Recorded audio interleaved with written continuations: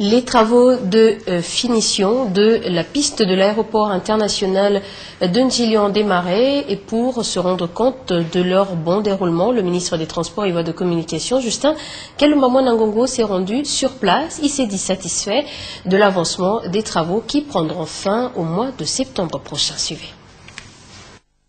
Accompagné de l'ADG de la Régie de voies aériennes, Abdallah Bilengue, le ministre des Transports et Voies de Communication a constaté effectivement la pose de la couche de roulement sur la piste qui a été épaissie de 7 cm, allongée de 4000 mètres et élargie de 60 mètres. Les travaux tels qu'exigés par Justin Kalumba Mwanangongo doivent répondre aux normes de l'Organisation internationale de l'aviation civile. Le tarmac également subit des travaux.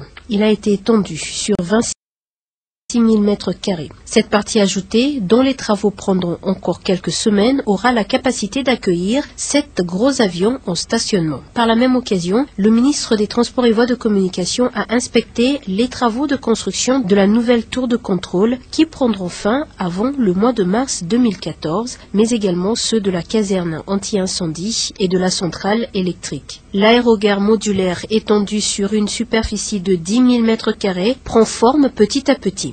Cet aérogare aura la capacité de traitement d'1 million de passagers. Le vœu du gouvernement, par le biais du ministère des Transports et Voies de Communication, est de faire de l'aéroport international de Ndjili l'un des aéroports les plus modernes en Afrique.